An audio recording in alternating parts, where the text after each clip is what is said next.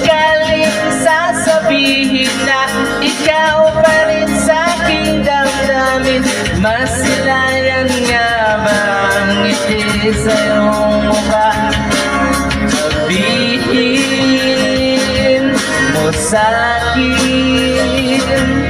kung ayaw mong marinig ang tinig, ang tinig. Sabihin